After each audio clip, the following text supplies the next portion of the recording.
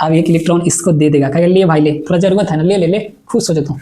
और यह एक इलेक्ट्रॉन इसको दे के क्या हो जाएगा, खुश हो जाएगा। अब क्लोरीन कहेगा कि हमारा तो मजा आ गया, हम तो खुश हैं। अच्छा खुश कैसे है बाबू, क्योंकि बाबू अस्थाई हो गया। अस्थाई कैसे हो गया, क्योंकि इसको एक घट रहा था, एक मिल गया और यह अपने आप को अस्थाई मान लिया। और यह तो हेलो स्टूडेंट्स, कल हम लोग पढ़े थे कार्बन तथा यौगिक के बारे में, कल थोड़ा बहुत जाने थे जो बेस था। आज हम लोग आगे टॉपिक जो चर्चा करेंगे बहुत ही इंपॉर्टेंट टॉपिक है, मजा आएगा एकदम, इतना मजा आएगा ना कि मत बोलो। तो देखो आज हम लोग जानेंगे कि आखिर जो एक कार्बन कंपाउंड है, ऑर्गेनिक कंपाउंड है, ये आया कहाँ से। तो यह बाबू केमिकल वर्ड से आया। किस चीज से आया, केमिकल वर्ड से आया। और केमिकल वर्ड से दो चीज का निर्माण हुआ। जो पहला था इनऑर्गेनिक कंपाउंड। अब कहेंगे भैया इनऑर्गेनिक कंपाउंड क्या होता है, अरे बता रहे हैं भाई, थोड़ा सा वेट करो। तो इनऑर्गेनिक कंपाउंड पहला कौन सा कंपाउंड था, इनऑर्गेनिक कंपाउंड। इनऑर्गेनिक कंपाउंड जिसे हम लोग क्या बोलते हैं, अकार्बनिक यौगिक, जिसे हम लोग क्या बोलते हैं हिंदी में, अकार्बनिक यौगिक। और दूसरा जो कंपाउंड बाबू बना वह था ऑर्गेनिक कंपाउंड। वह कैसा कंपाउंड था, ऑर्गेनिक कंपाउंड था। तो समझे, यानी केमिकल वर्ड से किस चीज का निर्माण हुआ है, ऑर्गेनिक कंपाउंड का, जिसे हम लोग नाम देते हैं कार्बनिक यौगिक, कार्बन कंपाउंड का निर्माण हुआ है। अब समझो कि इनऑर्गेनिक कंपाउंड है क्या, ये आया कहाँ से, किस चीज से हम लोग को मिलेगा इनऑर्गेनिक कंपाउंड। तो बाबू इनऑर्गेनिक कंपाउंड को हम लोग को मिनरल से मिलता है, यानी कहने का मतलब खनिज से मिलता है। किस चीज से मिलता है, खनिज से। और जो हम लोग के ऑर्गेनिक कंपाउंड मिलता है बाबू, वह हम लोग के ऑर्गेनिज्म से मिलता है। किस चीज से मिलता है, ऑर्गेनिज्म से। ऑर्गेनिज्म क्या होता है, तो हम लोग जानेंगे कि जिसमें जान हो, उसे जो लिविंग थिंग हो, उसी को हम लोग बोलते हैं ऑर्गेनिज्म। जैसे प्लांट से मिलेगा, प्लांट से क्या मिलेगा, ऑर्गेनिक कंपाउंड। एनिमल से मिलेगा, ठीक है। और उसके बाद जो मिनरल्स होता है, खनिज होता है, ठीक है, जिसको हम लोग इनऑर्गेनिक कंपाउंड बोलते हैं। NaCl हो गया, NaCO3 हो गया, ये सब कैसा कंपाउंड है, इनऑर्गेनिक कंपाउंड। समझ में आया। अभी बता रहे हैं कि ऑर्गेनिक कंपाउंड आया कहाँ से, ठीक है। तो जब हम लोग ऑर्गेनिक कंपाउंड जाने, तो ऑर्गेनिक कंपाउंड के बारे में क्या जाने, यह हम लोग को जो मिलता है वो ऑर्गेनिज्म से मिलता है, ठीक है। प्लांट से मिलेगा, एनिमल से मिलेगा। यह जो सिद्धांत दिया था बाबू, वह था J.J. बेरेजिलियस, जिसे हम लोग पढ़ेंगे वर्चुअल फोर्स ऑफ अर्ली। जैव शक्ति का सिद्धांत या जीवन शक्ति का सिद्धांत। तो जीवन शक्ति सिद्धांत में यह बताया गया था बाबू कि जो हम लोग को ऑर्गेनिक कंपाउंड मिलता है वह किस चीज से मिलता है, वह हम लोग के सजीव से मिलता है, ऑर्गेनिज्म से मिलता है। यह पहले माना जाता था। और यह पहले ये माना जाता था, J.J. बेरेजिलियस ये बोला था कि ये जो ऑर्गेनिक कंपाउंड है उसको हम लोग प्रयोगशाला में नहीं बना सकते हैं, प्रयोगशाला में उसको हम लोग प्रयोग के द्वारा नहीं प्राप्त किया जा सकता है। लेकिन उसी का शिष्य या पुत्र आया जिसका नाम था वोलर।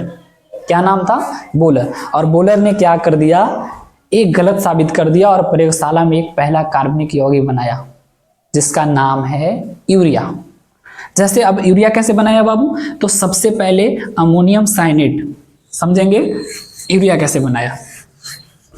ये आप लोगों को समझ में आ गया होगा कि जो केमिकल वर्ड से किस चीज का निर्माण हुआ है, ऑर्गेनिक कंपाउंड का।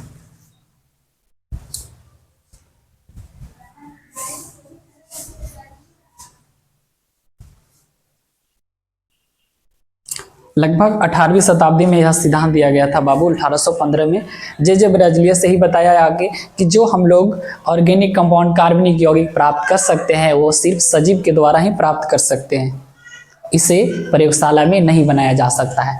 लेकिन उसी का शिष्य, कनो बुक में पुत्र भी मिलेगा, शिष्य भी मिलेगा, आप लोग समझिए शिष्य है या पुत्र है। तो ये बताया बाबू वोलर ने कि नहीं हम बना सकते हैं, हम बना के दिखाएंगे।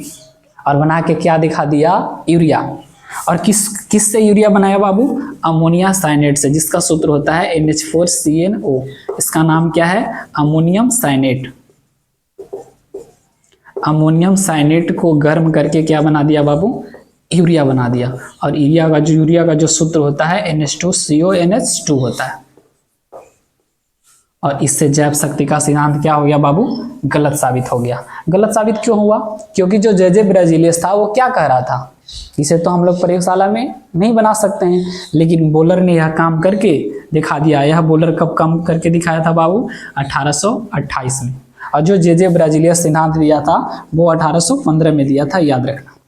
ये सब थोड़ा थोड़ा सा हिस्ट्री है, बस इसको आप सुन लीजिए, उतने में याद हो जाएगा। ये नहीं कि भर बोर्ड लिख दिए यहाँ के शुरू से पढ़ लिए, ऐसा नहीं करना है। साइंस पढ़ रहे हैं, रट्टा नहीं मारना है, ठीक है।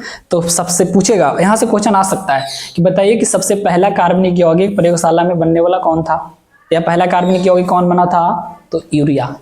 2-3 बार 10th में आया हुआ है कि सबसे पहला कार्बनिक यौगिक किससे कौन बनाया गया था या किसके बनाया गया था? तो यूरिया बनाया गया था। किससे बनाया गया था? अमोनिया साइनेट को गर्म करके। कोई दिक्कत नहीं? दिक्कत होगा।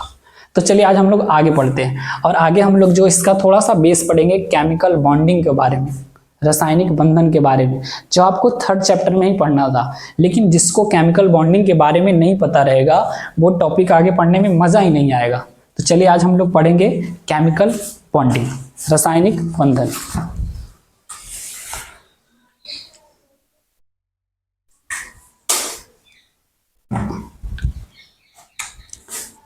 टॉपिक क्या पढ़ेंगे बाबू? केमिकल बॉन्डिंग पढ़ेंगे।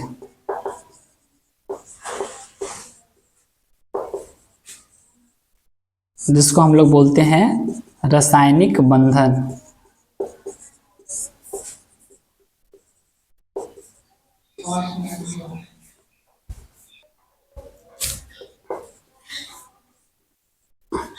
तो आज जो हम लोग टॉपिक पढ़ेंगे बाबू, उसका नाम क्या है? केमिकल बॉन्डिंग, यानी रासायनिक बंधन।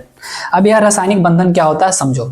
यह एक बाबू आकर्षण बल है। जैसे समझो कि NaCl एक यौगिक है जिसका नाम क्या है? Sodium chloride. इसका नाम क्या है? सोडियम क्लोराइड है। आप लोगों को पता होगा। अगर आप लोग अगर 4था चैप्टर में अभी आप लोग नामकरण यानी नाम पढ़ने में दिक्कत हो रहा है तो बहुत दिक्कत है बाबू। इसका नाम क्या है? Sodium chloride. इसका नाम क्या है? सोडियम क्लोराइड है, ठीक है। अब जो ये सोडियम क्लोराइड है बाबू, सोडियम क्लोरीन के साथ जो जुड़ा, इसके बीच कुछ ना कुछ आकर्षण बल लग रहा है, ठीक है। और यह जिस आकर्षण बल से जुड़ल है बाबू, इसी का नाम है केमिकल बॉन्डिंग। इसी का नाम क्या है? केमिकल बॉन्डिंग, रासायनिक बंधन, ठीक है। यानी यौगिक में जो आकर्षण बल है उसी को हम लोग नाम क्या दे दिए? केमिकल बॉन्डिंग दिए, रासायनिक बंधन दिए। तो रासायनिक बंधन आप लोगों को समझ में आया? यानी क्या होता है, जैसे और समझो H2। अब H2 है बाबू, यह कुछ ना कुछ तो फोर्स से जुड़ा हुआ है। ये जो हाइड्रोजन 2 है, ये दोनों जुड़ा हुआ है, कुछ ना कुछ आकर्षण बल से जुड़ा हुआ है। तो इसी आकर्षण बल को हम लोग नाम क्या देते हैं? केमिकल बॉन्डिंग नाम देते हैं, रासायनिक बंधन नाम देते हैं, ठीक है। तो कह सकते हैं कि अणु और यौगिक के बीच जो लगने वाला आकर्षण बल होता है उसी को हम लोग नाम क्या दिए? केमिकल बॉन्डिंग, रासायनिक बंधन। अब समझिए बाबू, सबसे पहले आप लोग एक इलेक्ट्रॉनिक विन्यास, क्योंकि आप लोगों को वैलेंसी आना चाहिए। अगर आप लोगों को वैलेंसी नहीं आएगा, तो केमिकल बॉन्ड समझ में नहीं आएगा, ये हम गारंटी दे रहे हैं। लेकिन अगर वैलेंसी अगर समझ में आ जाएगा तो केमिकल बॉन्डिंग मजा आएगा, पढ़ने में मजा आएगा, ठीक है। तो चलिए हम लोग सबसे पहले हम लोग जानेंगे कक्षा के आधार पे बाबू इलेक्ट्रॉनिक विन्यास। किसके आधार पे? कक्षा के आधार पे। तो कक्षा के आधार पे इलेक्ट्रॉनिक विन्यास हम लोग जानेंगे on the basic of orbit. देखिए, मान लीजिए कि परमाणु है, ठीक है। परमाणु के केंद्रक में क्या होता है? नाभिक होता है, न्यूक्लियस जिसको बोलते हैं। और इसका चक्कर कौन लगाता है? इलेक्ट्रॉन, ठीक है। अच्छा, आप लोगों को पता है इलेक्ट्रॉन गोल गोल क्यों घूमते रहता है? अगर नहीं पता है तो हम बताते हैं। इस पे 2 फोर्स लगता है बाबू, एक सेंट्रीपिटल फोर्स और एक सेंट्रीफ्यूगल फोर्स। सेंट्रीपिटल फोर्स उसको बोलते हैं बाबू जो अभिकेंद्री बल होता है, जो केंद्र की ओर लगता है, सेंटर की ओर लगता है। और जो सेंट्रीफ्यूगल फोर्स होता है वह केंद्र से बाहर की ओर लगता है, ठीक है। तो ये बाहर जो फोर्स लगे रहा है उसको हम लोग क्या बोलेंगे? Centrifugal force. और इसको हम लोग सेंट्रीपिटल फोर्स बोलते हैं, यानी अभिकेंद्री बल और अपकेंद्री बल। अभिकेंद्री बल और क्या? अपकेंद्री बल। और जो दोनों लगता है बाबू वह समान मात्रा में लगता है। इसी के वजह से इलेक्ट्रॉन क्या करते रहता है? गोल गोल घूमित रहता है। किसका गोल गोल घूमित रहता है? नाभिक का, ठीक है। और इलेक्ट्रॉन पे चार्ज कौन सा होता है बाबू? ऋण आवेश होता है, याद रखना, ठीक है। और नाभिक में क्या क्या पाया जाता है? न्यूट्रॉन और प्रोटॉन पाया जाता है, ठीक है। और प्रोटॉन पे कौन सा आवेश होता है? धन आवेश। न्यूट्रॉन पे कोई नहीं आवेश होता है, ठीक है, उदासीन होता है। तो चलिए अब हम लोग सीखेंगे। तो ये जो पहला कक्षा है बाबू, पहला इलेक्ट्रॉन चक्कर लगा रहा है, तो पहला कक्षा का नाम दिया था के। कौन दिया था? Niels Bohr. पता है आप लोगों को कौन दिया था ये, कि पहला कक्षा का नाम कौन क्या है, के, यानी कौन दिया था, नील्स बोर। उसी तरह से जब इलेक्ट्रॉन दूसरा चक्कर लगाएगा तो उसका नाम क्या है, एल। जब तीसरा चक्कर लगाएगा तो उसका नाम क्या है, एम। और चौथा चक्कर लगाएगा तो उसका नाम क्या है, एन। यानी पहला कक्षा को हम लोग किस से लिखेंगे, के से, और दूसरा कक्षा को एल से, और तीसरा को एम से, और चौथा को एन से। और नील्स बोर ने यहाँ सिद्धांत दिया बाबू कि अगर कोई चक्कर लगा रहा है तो उसका जो इलेक्ट्रॉन खपत होगा उसके लिए एक सूत्र दिया, और वह सूत्र था 2n²। वह सूत्र क्या था, 2n² था। जहाँ n है बाबू जो कक्षा की संख्या है, जहाँ n क्या है, जहाँ n है बाबू जो कक्षा की संख्या है, कक्षा की संख्या मतलब केमा चक्कर लगा रहा है, ठीक है, ए बता रहा है। अब जैसे मान लो कि पहला चक्कर लगाया, इलेक्ट्रॉन पहला चक्कर लगा लिया तो कितना इलेक्ट्रॉन खाएगा, चलिए निकालते हैं हम लोग, ठीक है। तो n का मान जब हम लोग 1 रखेंगे तो 2 गुना 1 का स्क्वायर। अब 1 का स्क्वायर तो आप लोग को आता होगा, आप इतना तो कमजोर है ही नहीं, तो 2 गुना 1 का स्क्वायर 1 ही होगा, और 2 में 1 से गुना करेंगे यानी 2 इलेक्ट्रॉन। यानी कहने का मतलब जब कोई एक चक्कर लगाता है तो कितना इलेक्ट्रॉन खाएगा, 2 इलेक्ट्रॉन। उसी तरह आप लोगों को बताना है कि जब कोई 2 चक्कर लगाएगा यानी n का मान 2 हो गया तब कितना होगा, तो 2 गुना 2 का स्क्वायर और 2 गुना 2 का स्क्वायर, 2 का स्क्वायर कितना होता है 4, तो 2 गुना 4 यानी कितना हो गया, 8 इलेक्ट्रॉन। यानी जब कोई दूसरा चक्कर लगाएगा तो कितना इलेक्ट्रॉन खाएगा, 8 इलेक्ट्रॉन। उसी तरह बताइए कि तीसरा चक्कर लगाएगा तो भैया कहेंगे तीसरा भी निकाल लेंगे, 3 का स्क्वायर हो गया, 3 का स्क्वायर 9, 9 दूनी 18, 18 इलेक्ट्रॉन। यानी पहला में 2 इलेक्ट्रॉन, दूसरा में 8 इलेक्ट्रॉन, तीसरा में 18 इलेक्ट्रॉन। उसके बाद चौथा आप लोग बताइए, तो चौथा में कहेंगे कि भैया 32 इलेक्ट्रॉन, ठीक है। देखिए यहाँ क्वेश्चन एक बार 10th में हाल ही में पूछा था कि जो नील्स बोर सिद्धांत दिया था इलेक्ट्रॉन की संख्या निकालने के लिए, वह सूत्र क्या था, 2n², ठीक है। ये क्वेश्चन आया हुआ है बोर्ड में, इसलिए आपको याद रखना है।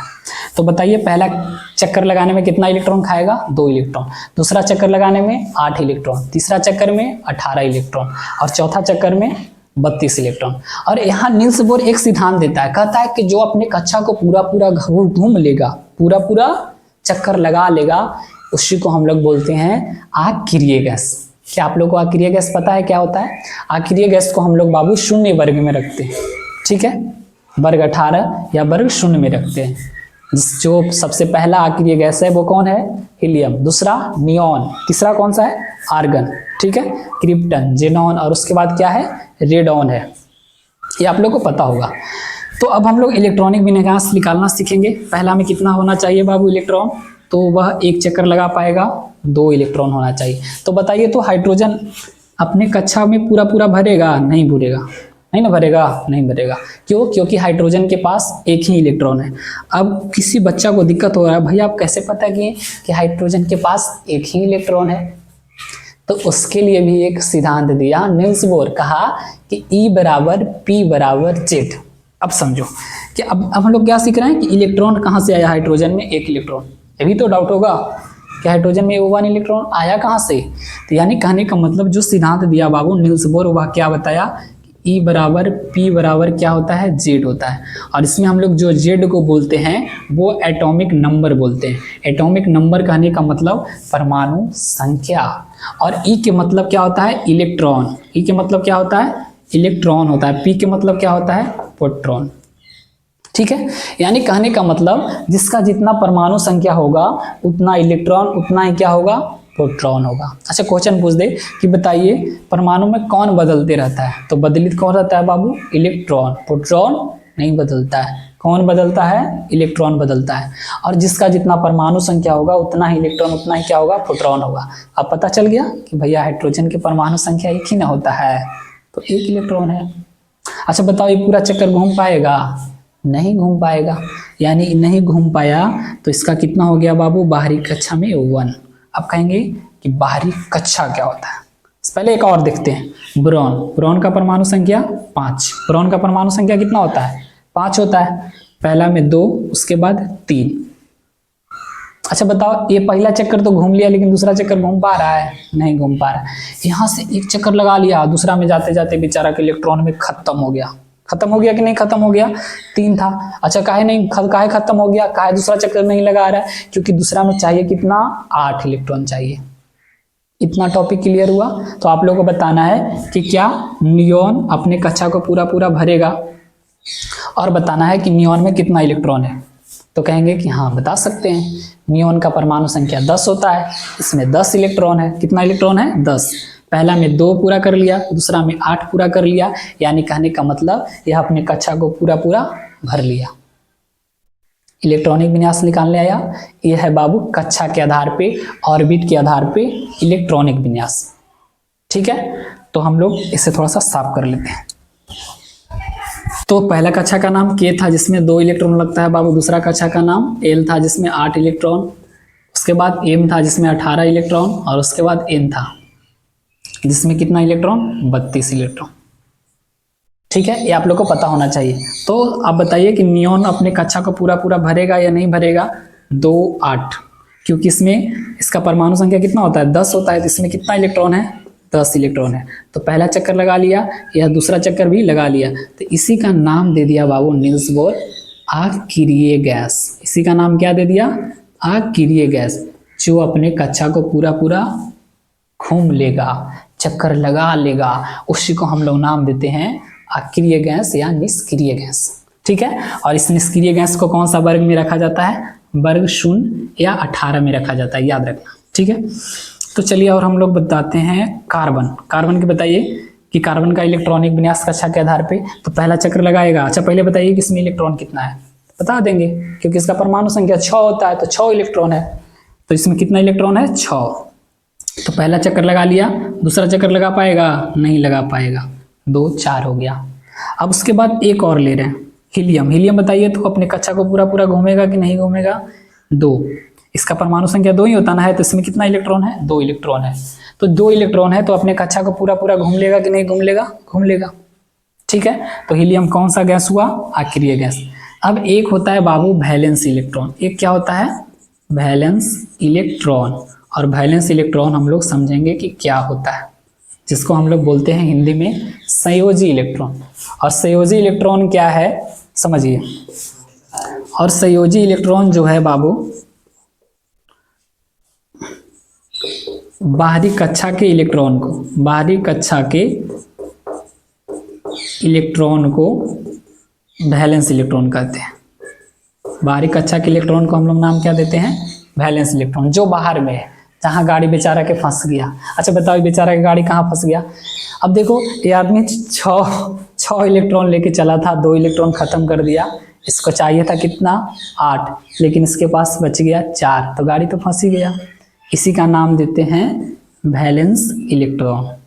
अब बताइए कि यह कार्बन का वैलेंस इलेक्ट्रॉन कितना होगा? तो कार्बन का वैलेंस इलेक्ट्रॉन 4 हो गया।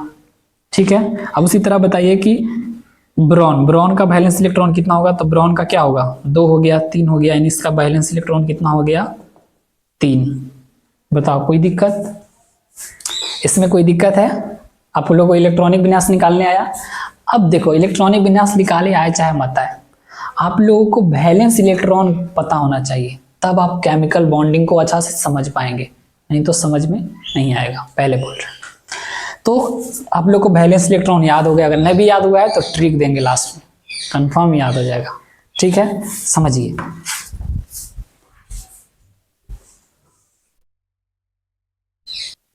तो आप लोग को वैलेंस इलेक्ट्रॉन निकालने आया, तो कहेंगे कि हाँ भैया आराम से निकाल सकते हैं इलेक्ट्रॉनिक विन्यास पे। चलिए फिर बताते हैं आप लोग को। तो आप लोग को बताना है कि ऑक्सीजन के बाहरी कक्षा में इलेक्ट्रॉन कितना होगा, यानी वैलेंस इलेक्ट्रॉन। तो कैसे निकालेंगे? पहले ऑक्सीजन का परमाणु संख्या पता होना चाहिए। तो ऑक्सीजन का परमाणु संख्या कितना होता है बाबू? 8 होता है। कहेंगे कि 8 होता है भैया, तो 8 होता है, तो इसमें कितना इलेक्ट्रॉन हो गया? 8 इलेक्ट्रॉन। 2, 6।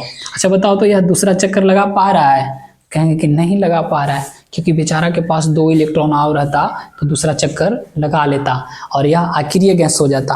और अक्रिय गैस होने से क्या फायदा है? अक्रिय गैस होने से बाबू यही फायदा है कि उसको काम कर ही नहीं पड़ेगा, आराम से खाएगा, पिएगा, मौज मस्ती करेगा और बैठेगा प्रधानमंत्री जी की तरह। लेकिन प्रधानमंत्री जी के काम करे पड़ता है ना, सच्चे। चलो देखो, लेकिन ये काम नहीं करता है, अक्रिय गैस कोई काम ही नहीं करेगा, आराम से बैठा हुआ रहेगा। ठीक है, तो ये पूरा अपनी कक्षा को घूम पाएगा? नहीं घूम पाएगा, क्योंकि 2 के लिए इसका मिस हो गया। तो इसके बाहरी कक्षा में, बाहर में कितना है? 6, तो इसका वैलेंस इलेक्ट्रॉन कितना हो गया? 6। अब आप लोग को बैलेंस इलेक्ट्रॉन निकालने आया, कहेंगे कि हाँ भी आप निकाल सकते हैं, और जिसको नहीं भी आया वो समझो, ट्रिक बता रहे हैं।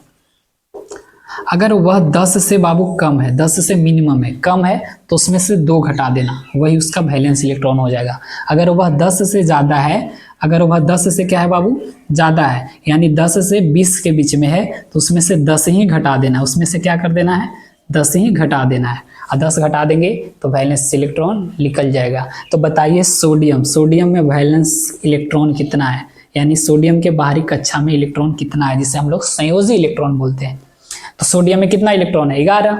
अच्छा 10 से ज़्यादा है कि कम है, तो कहेंगे भैया 10 से ज़्यादा है, तो 10 से ज़्यादा है तो क्या घटाना है, 10, तो 11 में से 10 गया, यानी कितना बच गया, 1 इलेक्ट्रॉन, यानी सोडियम के वैलेंस इलेक्ट्रॉन कितना हो गया, 1। इलेक्ट्रॉनिक विन्यास निकालने में दिक्कत नहीं, दिक्कत। अब हम लोग सीख रहे थे केमिकल बॉन्डिंग, रासायनिक बंधन, यही सीख रहे थे ना टॉपिक। अब समझिए कि केमिकल बॉन्डिंग कितने प्रकार के होता है। इसका 2 प्रकार है, पहला आयनिक बॉन्ड और दूसरा होता है बाबू सहसंयोजिक बॉन्ड, जिसको हम लोग बोलते हैं कोवैलेंट बॉन्ड।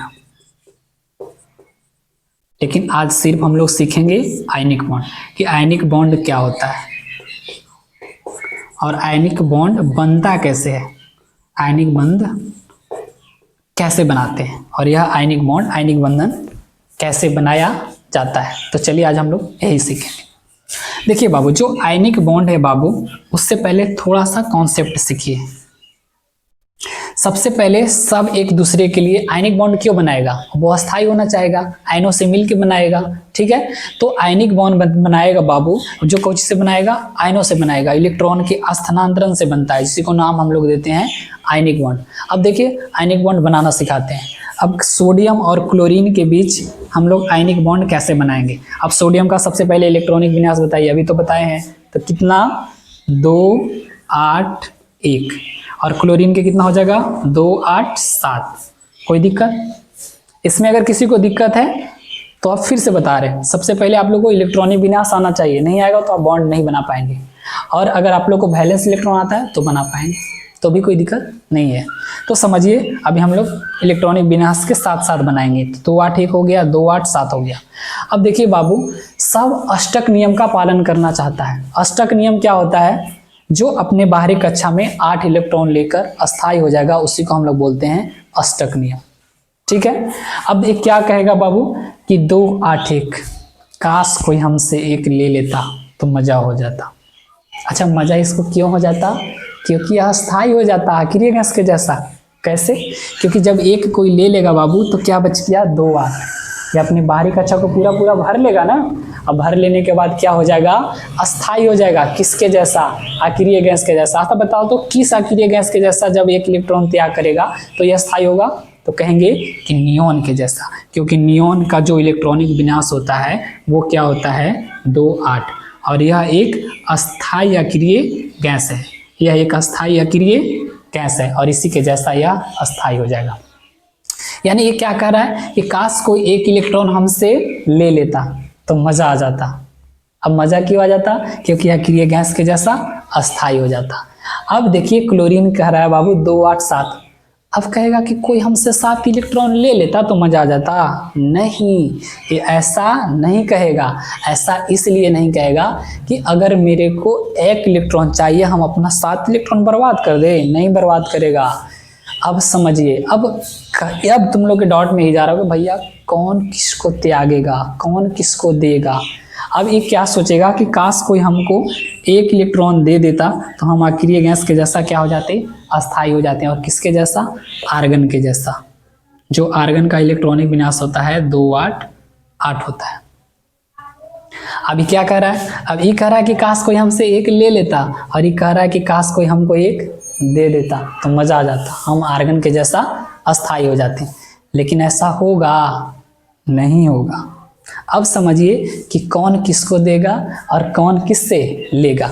अगर किसी के पास 1 है, समझिए अगर किसी के पास 1 है, 2 है, 3 है, 4 है, तो एक किसी को दे सकता है, एक किसी को क्या कर सकता है, दे सकता है। लेकिन अगर किसी के पास 5 है, 6 है, 7 है, तो यह किसी से लेना ज़्यादा अच्छा काम करेगा। ठीक है, क्योंकि इसको क्या होना है, अस्थाई होना है। अस्थाई कितना होना है, 8। और 8 इलेक्ट्रॉन करने के लिए अपना आधा से ज़्यादा इलेक्ट्रॉन ये बर्बाद नहीं करेगा, ये चाहेगा कि कोई हमको दे दे, और देने के बाद यह अक्रिय गैस के जैसा क्या हो जाएगा, अस्थाई हो जाएगा। तो चलिए हम लोग अब बताइए कि सोडियम किसको देगा, क्लोरीन को। अच्छा, सोडियम क्लोरीन के काहे देगा, क्योंकि सोडियम और क्लोरीन के बीच हम लोग बॉन्ड बना रहे हैं, और सोडियम कह रहा है कि हाँ काश कोई हमसे 1 इलेक्ट्रॉन ले लेता, लेकिन क्लोरीन कह रहा है कि काश कोई हमको 1 इलेक्ट्रॉन दे देता। तो हम किसके जैसा स्थायी हो जाते हैं, आर्गन के जैसा। अब इसी के बीच दोनों के बीच बाबू एक बॉन्ड बनेगा जिसका नाम है आयनिक बॉन्ड। जिसका नाम क्या है, आयनिक बॉन्ड। और इसी बंध को हम लोग बोलते हैं आयनिक बंधन। आयनिक बंधन समझ में आया, जो किसी से बन रहा है, आयनों से बन रहा है। आयनों क्या होता है वो आगे बताएंगे, ठीक है। कि सोडियम का आयन कितना होता है, सोडियम का ऐसे आयन +1 होता है, याद रखना, और क्लोरीन का आयन -1 होता है, ठीक है। तो अब हम लोग बॉन्ड बनाना सीखेंगे। तो बताओ, सोडियम के बाहरी कक्षा में इलेक्ट्रॉन कितना है, 1, और क्लोरीन के बाहरी कक्षा में इलेक्ट्रॉन कितना है, 7। अब सोडियम के लिखेंगे बाहरी कक्षा में 1 इलेक्ट्रॉन। चलिए ऊपर लिख लेते हैं।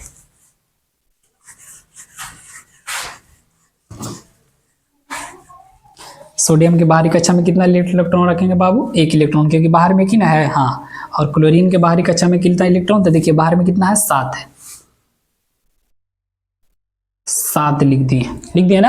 अब कौन किसको देगा, अभी बताए थे कि एक कहेगा कि काश कोई हमसे 1 ले लेता तो मजा आ जाता, किसके जैसा, नियॉन के जैसा, और हम अस्थाई हो जाते। हम भी काम ना करते, आराम से बैठे रहते, आराम करते, खाते पीते, ऐश करते कि नहीं, यही काम करेगा यहाँ।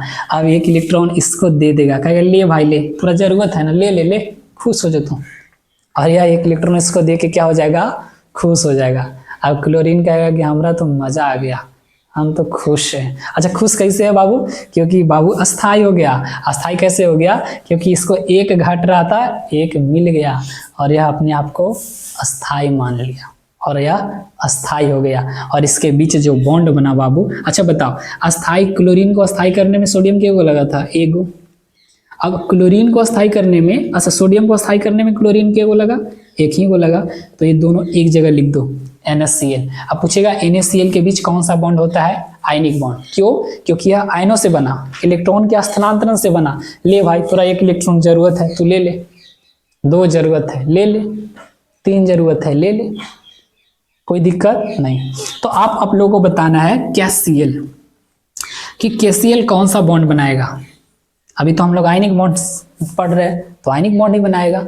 तो सबसे पहले K के बाहरी कक्षा में कितना इलेक्ट्रॉन होता है, नहीं पता है, कोई दिक्कत नहीं। K का सबसे पहले इलेक्ट्रॉनिक विन्यास लिख लेंगे, 2 8 8 1।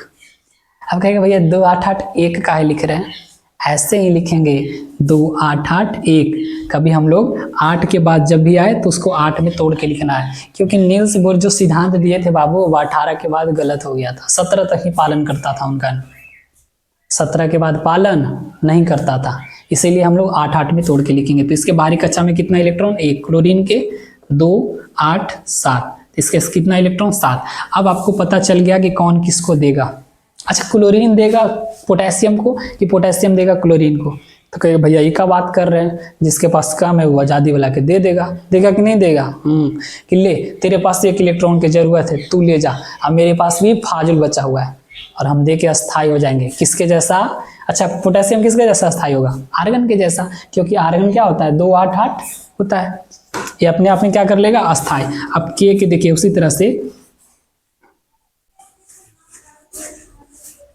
तरह से बाबू K देखिए, K के बाहरी कक्षा में 1 इलेक्ट्रॉन, क्लोरीन के बाहरी कक्षा में कितना इलेक्ट्रॉन, 7 इलेक्ट्रॉन, 7 1 8। अब बताइए K के वो लगा, 1 क्लोरीन 1, तो KCl के बीच कौन सा बॉन्ड बनेगा, बताइए कौन सा बॉन्ड बनेगा, आयनिक बॉन्ड, क्योंकि यह आयनों से बन रहा है, इलेक्ट्रॉन के स्थानांतरण से बन रहा है।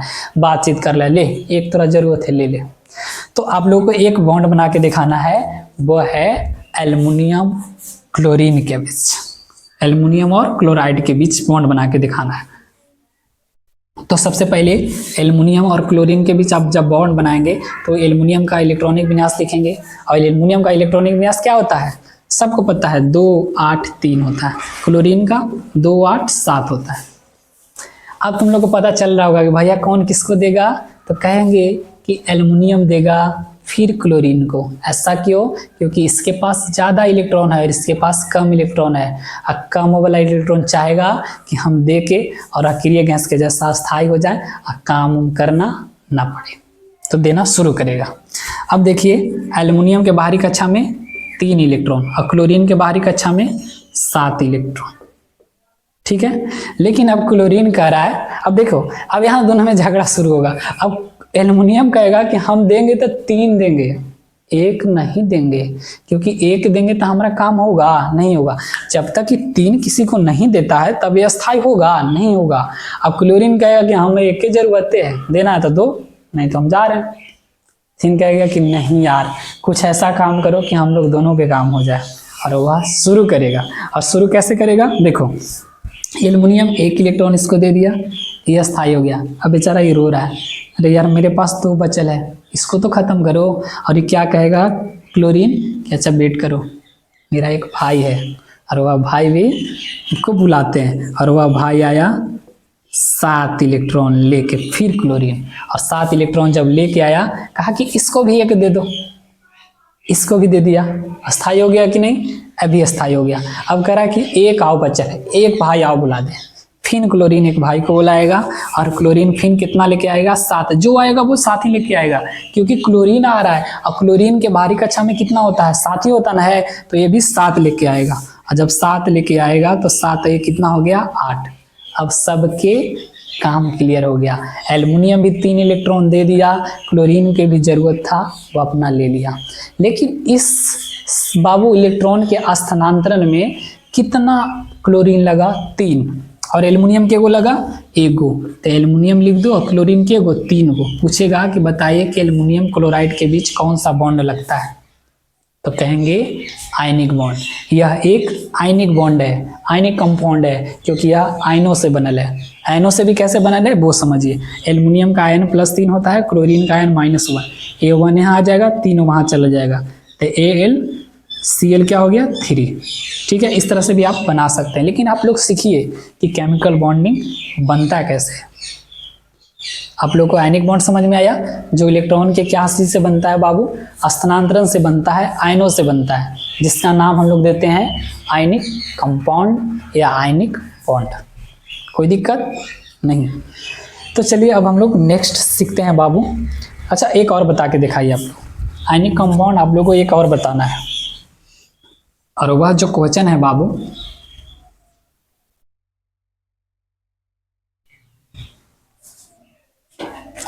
एल्युमिनियम और ऑक्सीजन के बीच आप लोग को बॉन्ड बना के दिखाना है।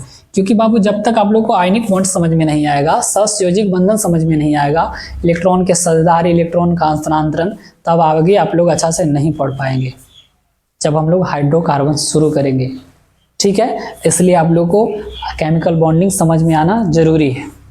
तो आप क्या करेंगे? एल्युमिनियम ऑक्सीजन के बीच बॉन्ड बनाना है, तो सबसे पहले एल्युमिनियम का इलेक्ट्रॉनिक विन्यास लिखिए, और नहीं तो आप वैलेंस इलेक्ट्रॉन निकाल लीजिए। और इसका वैलेंस इलेक्ट्रॉन का ट्रिक दे चुके हैं कि अगर 10 से ज़्यादा है तो 10 घटा दो, अगर 10 से कम है तो 2 घटा दो। तो 10 से ज़्यादा है तो कितना बच गया? एल्युमिनियम का 13 होता है परमाणु संख्या, तो 13 में से 10 घटा दिए, कितना बच गया? 3। तो इसके बाहर में कितना इलेक्ट्रॉन हो गया? 3। ऑक्सीजन का परमाणु संख्या 8, तो इसके बाहर में कितना इलेक्ट्रॉन हो गया? तो 8 है, तो 10 से कम है तो कितना घटाएंगे? 2, तो कितना हो गया? 6। और जिसको ऐसे भी करने नहीं आ रहा है वो आराम से इलेक्ट्रॉनिक विन्यास निकालिए। कैसे? 2 8 3 2, और क्या बच गया बाबू? 6। अब बताओ कौन किसको देगा? अब एल्युमिनियम कहेगा कि काश कोई हमसे 3 इलेक्ट्रॉन ले लेता तो मजा आ जाता। किसके जैसा? नियोन के जैसा। और नियोन के जैसा हम क्या हो जाते हैं? अस्थायी हो जाते हैं। लेकिन यहाँ ऑक्सीजन कहेगा कि काश कोई हमको 2 दे देता तो हमको भी मजा आ जाता। किसके जैसा? नियोन ही के जैसा। तो कहेगा एल्युमिनियम के लिए 2 की जरूरत है, ले ले। अब देखो यहाँ एल्युमिनियम देना शुरू करेगा।